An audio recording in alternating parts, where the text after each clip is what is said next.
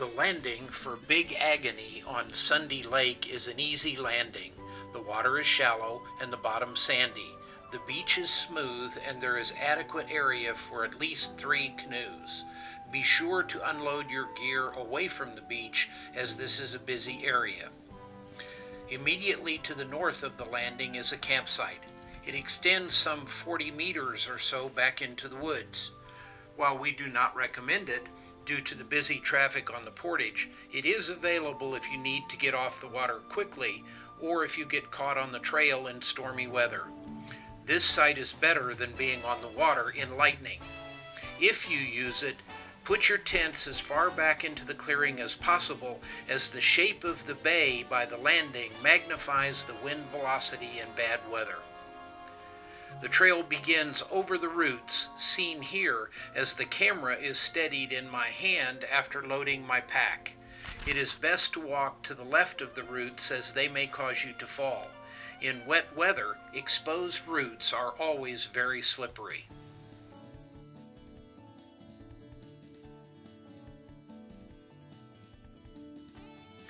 The trail quickly opens into soil covering with exposed rocks. This is the kind of trail that you will see for the entire Portage. The amount of exposed rock varies considerably.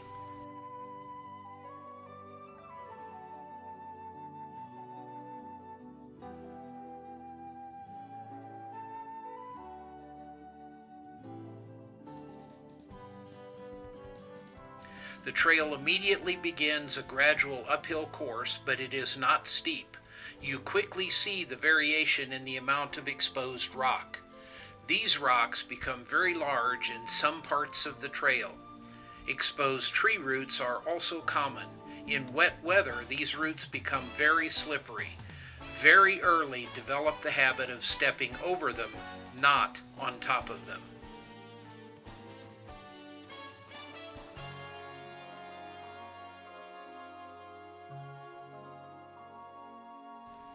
The uphill grade continues for a bit, but it is never steep.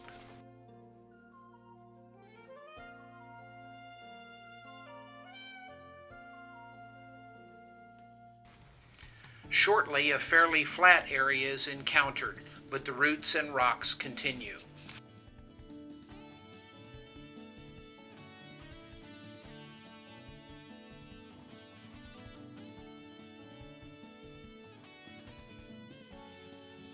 In several places, large slabs of exposed rock are encountered that cross the entire trail. It is always safest to go around them as seen here.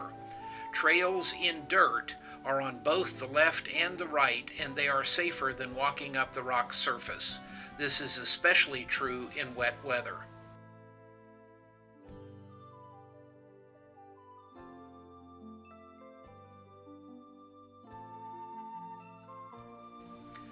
Muddy areas are encountered along the trail.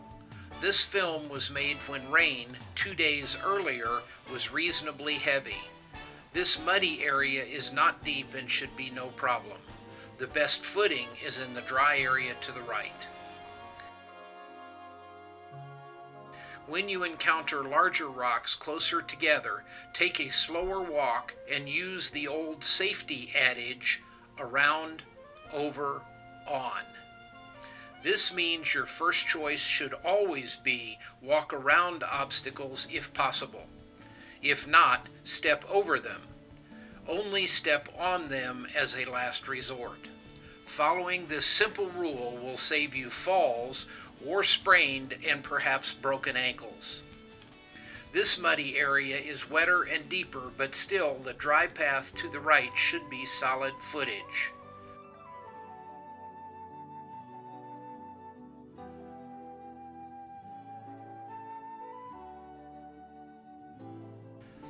Here again is a large slab of exposed rock across the trail. The safest route is always around.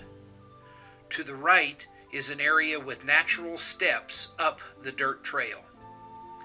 Again, when it becomes rocky, find careful footing by stepping around and over the rocks.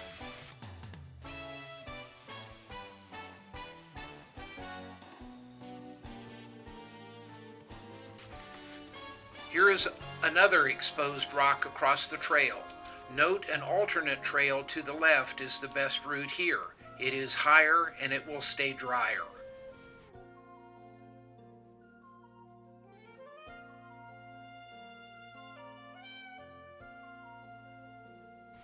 Walking along rock surfaces inclined either to the left or, as here, to the right is a source of sprained ankles. The best route is along the top to the left.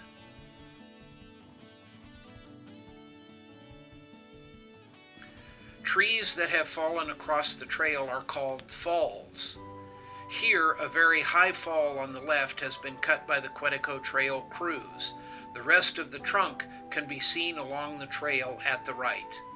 If you meet trail crews on your trip, be sure and thank them for their work in keeping your portages safe.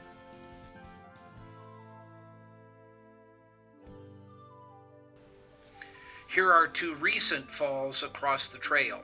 They have not yet been cleared. They are long enough that you probably cannot go around them, especially if you are carrying the canoe, but they are low enough for most paddlers to step over. Do not ever try to step on falls. They are often unstable and they are always slippery. If they are too high for you to step over, unload, pass your pack and canoe preferably under, but over if necessary. Then go under the fall yourself and reload. Quetico Trail crews will clear these falls on their next trip through. There is deeper mud here. Watch your footing. Many paddlers will lay branches and sticks in the mud to improve footing. Do not trust this as solid footing. The best route is still as close to the trees on the side as possible. If you have to go through the mud, test each foot placement carefully before putting your weight on that foot. If you can see gravel and small rock under the water, it is generally safe footing, but still test it. Uphill courses of the trail are common here. Be careful of your footing.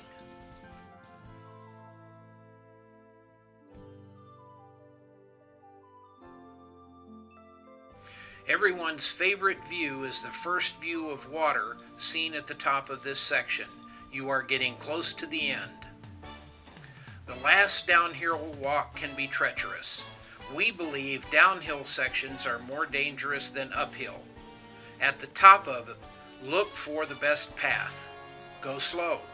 Look ahead and see where each foot is going to be placed before you get there.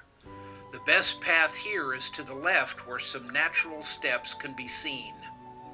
The final walk to the water will bring you to Meadows Lake. The put-in is a bit rocky but not difficult. Just watch your step.